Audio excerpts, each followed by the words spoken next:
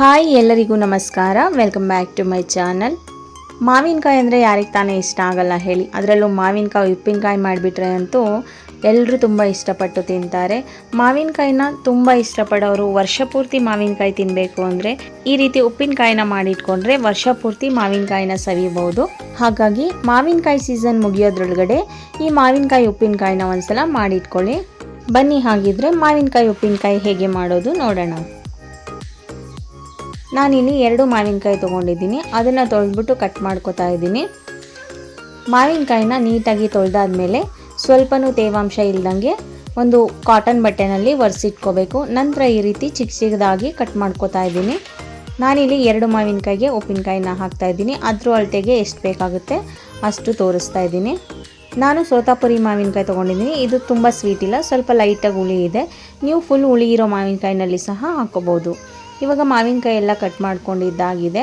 ನಂತರ ನಾನು ಇದಕ್ಕೆ ಮೆಂತ್ಯ ಮತ್ತು ಸಾಸಿವೆ ಪೌಡರ್ನ ಮಾಡ್ಕೊಳ್ಳೋದಕ್ಕೋಸ್ಕರ ಮೆಂತ್ಯ ಸಾಸಿವೆನ ಹುರ್ಕೋತಾ ಇದ್ದೀನಿ. ಒಂದು ಪ್ಯಾನ್ನ ಬಿಸಿ ಮಾಡಿ ಅದಕ್ಕೆ 1 ಸ್ಪೂನ್ ಮೆಂತ್ಯ ಮತ್ತು 1 ಸ್ಪೂನ್ ಸಾಸಿವೆನ ಹಾಕಿ ಹುರ್ಕೋತಾ ಇದ್ದೀನಿ. ಇದು ಸ್ವಲ್ಪ ಚಿಟಪಟ ಅನ್ನೋ ತನಕ ಹುರ್ಕೋಬೇಕು. ಇವಾಗ ಸಾಸಿವೆ ಎಲ್ಲ ಸ್ವಲ್ಪ ಸಿಡಿತಾ ಇದೆ.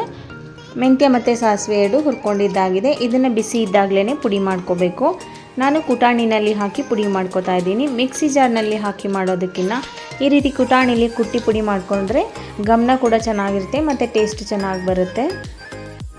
ಕುಟಾಣಿ ಇಲ್ಲ ಅಂದರೆ ಮಿಕ್ಸಿ ಜಾರ್ನಲ್ಲೇ ಹಾಕಿ ಪುಡಿ ಮಾಡ್ಕೊಳ್ಳಿ. ನೋಡಿ, ಮೆಂತ್ಯ ಮತ್ತು ಸಾಸಿವೆ ಎಲ್ಲ ಚೆನ್ನಾಗಿ ಪುಡಿಯಾಗಿದೆ. ನಂತರ ನಾನು ಒಗ್ಗರಣೆನ ಮಾಡ್ಕೋತಾ ಇದ್ದೀನಿ. ಒಂದು ಬಾಣಲೆನ ಬಿಸಿ ಮಾಡೋಕ್ಕೆ ಇಟ್ಕೊಂಡು ಬಾಣಲಿ ಬಿಸಿಯಾದ ನಂತರ ಎಣ್ಣೆ ಹಾಕೋತಾ ಇದ್ದೀನಿ. ನಾನಿಲ್ಲಿ 1 ಗ್ಲಾಸ್ ಫುಲ್ಲು ಎಣ್ಣೆನ ಹಾಕ್ಕೊಂಡಿದ್ದೀನಿ. ನೋಡಿ, ಈ ಸೈಜ್ನಲ್ಲಿ 1 ಗ್ಲಾಸ್ ಎಣ್ಣೆ ತೊಗೊಂಡಿದ್ದೀನಿ. ಅದನ್ನು ಹಾಕ್ಕೊಂಡಿದ್ದೀನಿ. ಎಣ್ಣೆ ಜಾಸ್ತಿ ಇದ್ದಷ್ಟು ಉಪ್ಪಿನಕಾಯಿ ತುಂಬ ದಿನ ಚೆನ್ನಾಗಿರುತ್ತೆ, ಹಾಗೆ ಫ್ರೆಶ್ ಆಗಿರುತ್ತೆ. ಎಣ್ಣೆ ಕಾದ ನಂತರ 1 ಸ್ಪೂನ್ ಸಾಸಿವೆ, ಸಿಪ್ಪೆ ಬಿಡಿಸಿಟ್ಕೊಂಡಿರೋ ಬೆಳ್ಳುಳ್ಳಿ, 3 ಒಣಮೆಣಸಿಕಾಯಿ, ಅರ್ಧ ಟೀ ಸ್ಪೂನ್ ಆಗುವಷ್ಟು ಇಂಗನ್ನು ಹಾಕ್ಕೊಂಡು ಒಂದು 3 to 4 ಸೆಕೆಂಡು ಮಿಕ್ಸ್ ಮಾಡ್ಕೋತಾ ಇದ್ದೀನಿ. ಬೆಳ್ಳುಳ್ಳಿ ಸ್ವಲ್ಪ ಕಲರ್ ಚೇಂಜ್ ಆದರೆ ಸಾಕಾಗುತ್ತೆ. ನೀವು ಬೇಕು ಅಂದರೆ ಒಗ್ಗರಣೆಗೆ ಹಸಿಮೆಣಸಿಕಾಯಿ ಸಹ ಹಾಕ್ಕೋಬೋದು. ನಂತರ ಸ್ವಲ್ಪ ಕರಿಬೇವು ಸೊಪ್ಪು, 2 ಸ್ಪೂನು ಬ್ಯಾಡಗಿ ಮೆಣಸಿನ್ಕಾಯಿ ಪುಡಿ. ಬ್ಯಾಡಗಿ ಮೆಣಸಿನ್ಕಾಯಿ ಪುಡಿ ಹಾಕೋದ್ರಿಂದ ಕಲರು ತುಂಬಾ ಚೆನ್ನಾಗಿ ಬರುತ್ತೆ, ಹಾಗೆ ಉಪ್ಪಿನಕಾಯಿ ಟೇಸ್ಟ್ ಕೂಡ ತುಂಬಾ ಚೆನ್ನಾಗಿರುತ್ತೆ. ಮತ್ತು 1 ಸ್ಪೂನು ಗುಂಟೂರು ಮೆಣಸಿನ್ಕಾಯಿ ಪುಡಿ ಹಾಕ್ಕೊಂಡಿದ್ದೀನಿ. ಅರ್ಧ ಟೀ ಸ್ಪೂನ್ ಆಗುವಷ್ಟು ಅರಿಶಿನ ಪುಡಿನ ಹಾಕಿಬಿಟ್ಟು ಮಿಕ್ಸ್ ಮಾಡ್ಕೋತಾ ಇದ್ದೀನಿ. ತುಂಬ ಹೊತ್ತು ಬಿಡೋದು ಬೇಡ. ಮೆಣಸಿನ್ಕಾಯಿ ಪುಡಿಗಳನ್ನ ಹಾಕಿದ ಮೇಲೆ ಒಂದು 3 ಇಂದ 4 ಸೆಕೆಂಡ್ ಮಿಕ್ಸ್ ಮಾಡಿಕೊಂಡ್ರೆ ಸಾಕಾಗುತ್ತೆ. ಕೊನೆಯಲ್ಲಿ ನಾನು 2 ಟೇಬಲ್ ಸ್ಪೂನ್ ಆಗುವಷ್ಟು ಉಪ್ಪನ್ನ ಹಾಕ್ಕೊಂಡಿದ್ದೀನಿ. ಗ್ಯಾಸ್ನ ಆಫ್ ಮಾಡಿ ಇನ್ನೊಂದ್ಸಲ ಚೆನ್ನಾಗಿ ಮಿಕ್ಸ್ ಮಾಡಿಕೊಂಡು ಇದಕ್ಕೆ ನಾವು ಕಟ್ ಮಾಡಿ ಇಟ್ಕೊಂಡಿರೋ ಮಾವಿನಕಾಯಿನ ಸೇರಿಸ್ಕೋಬೇಕು. ನೀವು ನೋಡ್ತಾ ಇರ್ಬೋದು, ಬ್ಯಾಡಗಿ ಮೆಣಸಿನ್ಕಾಯಿ ಪುಡಿ ಹಾಕಿರೋದ್ರಿಂದ ಕಲರು ಎಷ್ಟು ಚೆನ್ನಾಗಿ ಕಾಣಿಸ್ತಾ ಇದೆ ಅಂತ.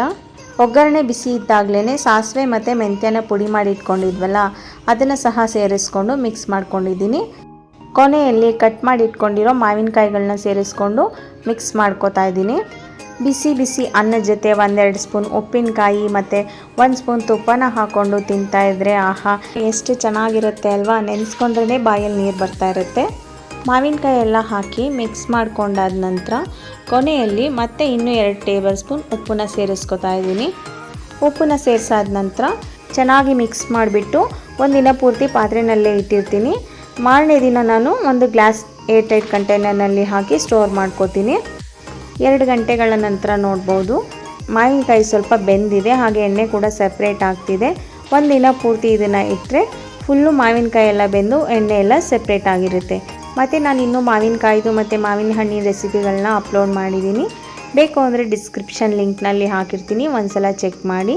ಯಾರಿಗೆಲ್ಲ ಮಾವಿನಕಾಯಿ ಉಪ್ಪಿನಕಾಯಿ ಇಷ್ಟ ಪ್ಲೀಸ್ ಒಂದು ಲೈಕ್ ಕೊಡಿ, ಹಾಗೆ ಒಂದು ಕಮೆಂಟ್ ಮಾಡಿ. ಮತ್ತು ನಿಮ್ಮ ಫ್ಯಾಮಿಲಿ ಫ್ರೆಂಡ್ಸಿಗೆಲ್ಲ ಶೇರ್ ಮಾಡಿ. Thank you.